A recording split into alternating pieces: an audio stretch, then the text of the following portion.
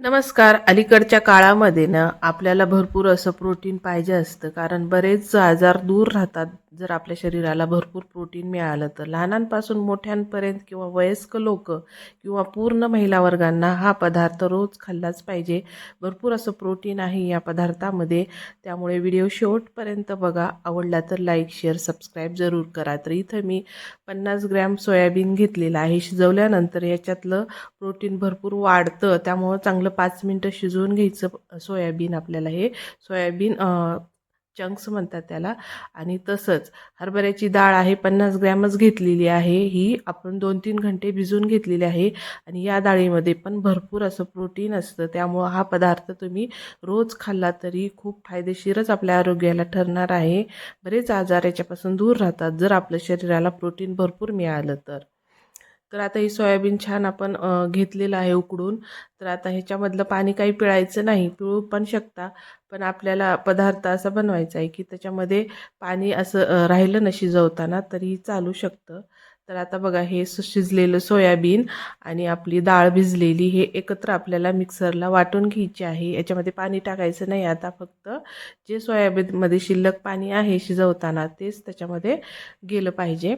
डाळ टाकायची आहे सगळी त्याच्यामध्येच, बारीक करायची पेस्ट. आपल्याला मीठ टाकायचं आहे चवीनुसार. अद्रक, लसण, मिरची, कोथिंबीर, थोडेसे जिरे टाकायचे आहेत हे बारीक करतानाच. आता हे बघा, असं एखादी डाळ शिल्लक राहिली तरी चालतं. टेस्टच देते ही डाळ आणि खमंग असं आपलं पदार्थ बनतो.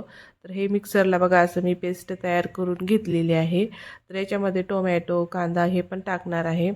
तर इथं थोडीशी लाल मिरची टाकली आहे मी, मगाशी आपण हिरवी मिरची पण टाकलेली आहे.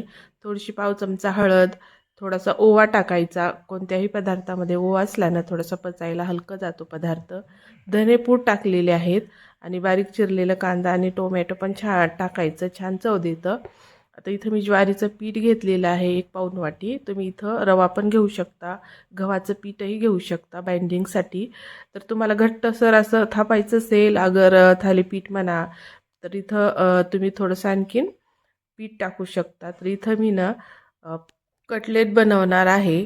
तर इतपत असं ठेवायचं आहे, म्हणजे काय होतं लगेच शिजलं जातं, तेल पण कमी लागतं. घट्ट असेल तर थोडासा वेळ लागतो आणि आतून थोडंसं कच्चं राहण्याची शक्यता असते. म्हणून इतपत आपल्याला हे बॅटर असं सैलसर बनवायचं आहे. तर बघा, आता पॅनमध्ये आपल्याला थोडंसं तेल टाकायचं. इथं काही जास्त तेल आपल्याला तळायचं वगैरे काही नाही, फक्त आपल्याला कटलेट खरपूस होईपर्यंत, सोयाबीनचे कटलेटच म्हणता येईल याला. तर अशा पद्धतीनं गोलाकार करायचे आणि छान 5 ते 10 मिनटं चांगलंच शिजवून घ्यायचे आहेत, खरपूस भाजून घ्यायचे आहेत. थोडंसं झाकून ठेवायचं आहे. एक साईड झाली की दुसरी साईड उलटून मग ते छान खरपूस होतात आणि टेस्टी खूप छान खमंग असे लागतात. तर या पद्धतीनं बघा, एक साईड झालेली आहे. झाकल्यामुळे ना छान शिजले जातात हे. तर कारण याच्यामध्ये डाळ आपली थोडीशी कच्ची आहे, त्यामुळे डाळ पण चांगली उकडते त्याच्यातली. आणि परत आता झाकायचं नाही, असंच आपल्याला खरपूस होईपर्यंत भाजून घ्यायचं आहे. मुलं खूप आवडीने खातात, कारण खूप टेस्ट देतात हे. तर तुम्ही याचं थालीपीठही लावू शकता, धपाटेही करू शकता.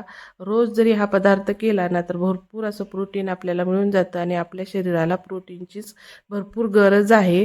त्यामुळं हा पदार्थ तुम्ही नेहमी नेहमी करून खा. अशा पद्धतीनं मुलांनाही रोज द्या. कोणी जिम करत असेल, व्यायाम करत असेल तर त्यांना प्रोटीनची खूप गरज असते. त्यामुळे हा पदार्थ घरामध्ये नक्की बनला गेला पाहिजे. तर बघा, इथं अशी कटलेट तुम्ही टोमॅटो सॉस, दही कशाबरोबरही खाऊ शकता. छान खरपूस भाजायचे म्हणजे छान लागतात. अशा पद्धतीने आपले हे कटलेट तयार झालेले आहेत. तुम्ही थालीपीठही लावून घेऊ शकता. अशा पद्धतीनं करून घ्यायचं आहे. व्हिडिओ शेवटपर्यंत बघितल्याबद्दल तुमचे सगळ्यांचे खूप आभार. व्हिडिओ आवडला तर लाईक करा, तुमच्या मित्रमैत्रिणीमध्ये शेअर करायला विसरू नका आणि जाता जाता एक कमेंटही करा. भेटूयात अशा छान छान व्हिडिओ रेसिपीजमध्ये. तोपर्यंत धन्यवाद.